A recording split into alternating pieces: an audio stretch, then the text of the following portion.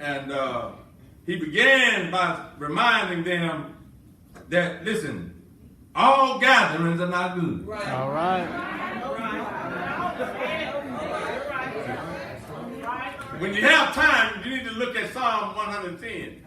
It gives you good background and historical context for this passage right here. Right. So when you have time, go over there and look at Psalm 110.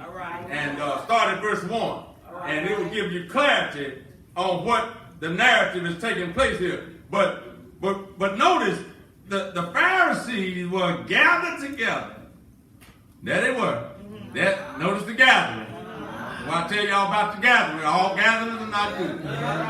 Right? Why? Because everybody that's in the gathering don't have the same mind.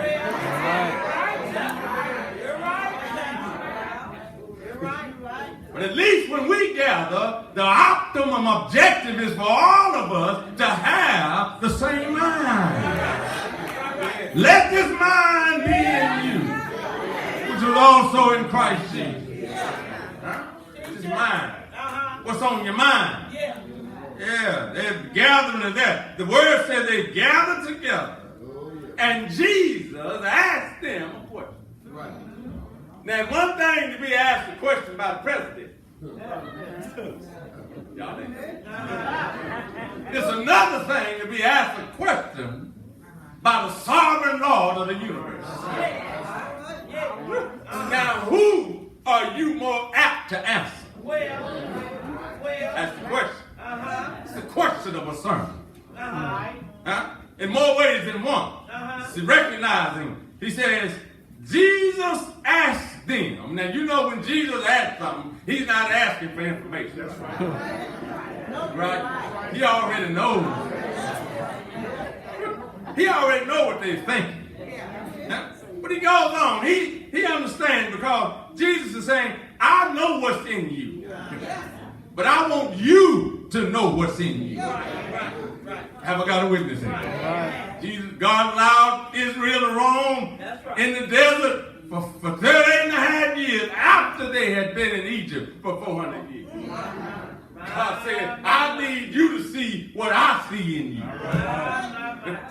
See, I know what's in you. But apparently you don't know what's in you. Y'all ain't saying that. You can end up with a snap mind in a minute. Right? If you don't let the Holy Spirit guard it, yeah, you can go off the deep end and somebody be wondering, what happened to him or her? Well, they seemingly lost their mind. You better be careful who you have lunch with. You might see them on the 6 o'clock news. Between lunch and dinner, they can lose their mind. Y'all ain't saying nothing. Some of us done lost it on a time or two. Just thank the Lord you're able to regain some of that. Amen. And now you're in here this morning, and you may not think that you got all in your right mind, but you got enough of it to know where you need to be gathered this morning. I'm almost through.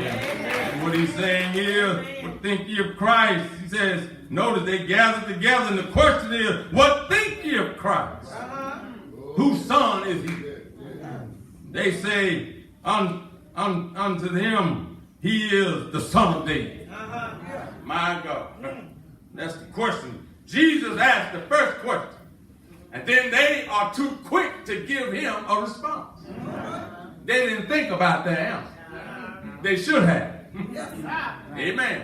But since they didn't, then they just made it possible, amen, for God to expose everything that was going on in their heart and in their mind. Y'all ain't saying nothing. He says, in essence, the first question is coming to you, and I'm asking the question now. And so you need to recognize, I need you to pay attention. When I ask you a question, I need you to hold your head up. Help me, Lord Jesus.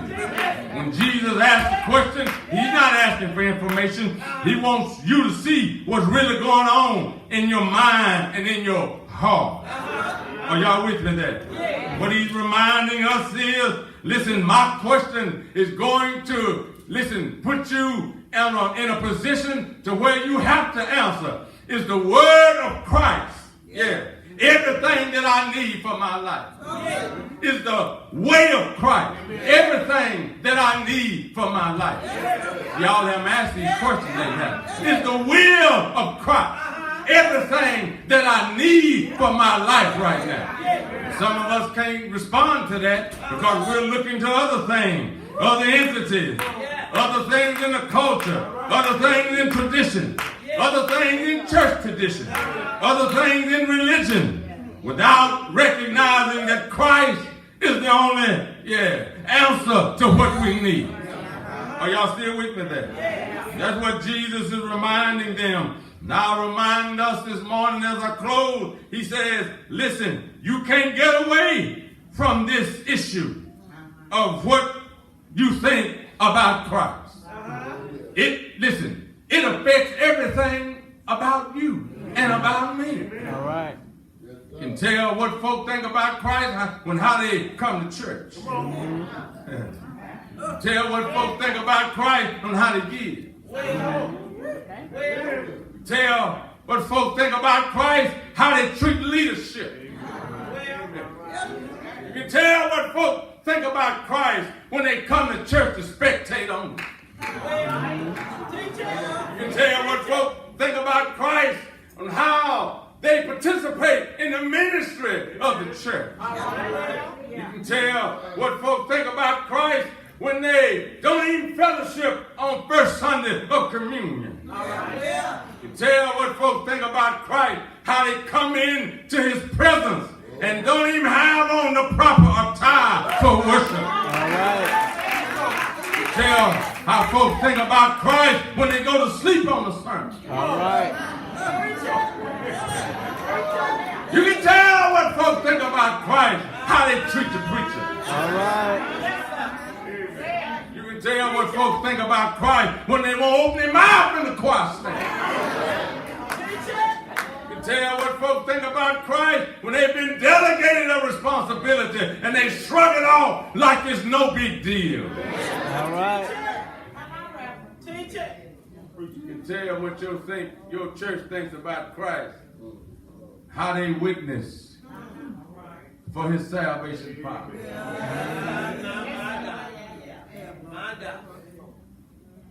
One thing about it, it's hard for you to witness to something that has not happened to you. I'm close. God bless your heart today. Yeah, the doors of the church are open. If it hadn't happened to you, you can't hardly go running trying to tell somebody else. Amen. You ain't testifying, you testifying. But when it's real too, you know it in your mind, you know it in your heart, you know it in your very being. God, brothers and sisters, listen, he's asking us today, he's questioning you. Questioning your stewardship. Amen. If you notice, the word says, what do you think about Christ? Not what you think about the church. Not what you think about religion.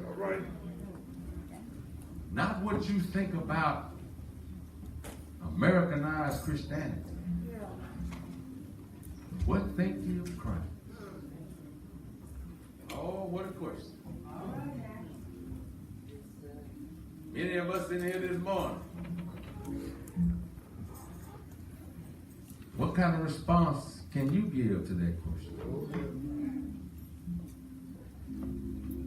You're not giving a response for me. You're giving a response for the Lord. What you think about Christ? My brother, my sister, this hour in which we're living today, people are teaching that faith is absent of thinking. It's not true. It's not about what I think, it's about faith. It is about what you think. You got a lot of people that only have intellectual faith. They just think there's a God out there somewhere. Challenge this morning to us that I want to share with you. You may think there's a God out there suspended in the clouds somewhere. All right.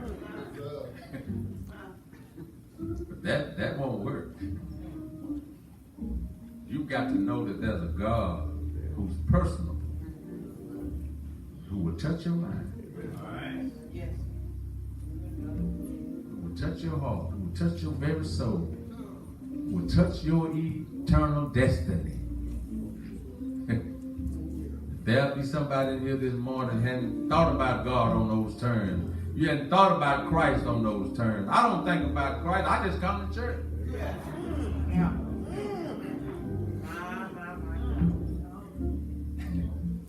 Oh, no.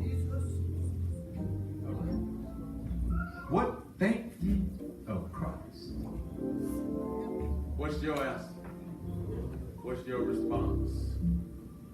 The doors of the church are now open by letter candidate for baptism and Christian experience. There may be one here today. The very Spirit of God is challenging your thinking. Yes, sir. Yes, God. You won't leave church today My God, my God. thinking about Christ like you did when you came. Yes. My God. Yes. God will elevate you. Yes. Yes. From the neck up, he'll elevate you. Yes. Yes. About his church, about his plan, his master plan for the church. How he moves, how he continues to move through every generation up until ours. And the ones that are ahead of us and the ones that are behind us. You think your thinking is not influential in that respect, you're wrong. There may be somebody here today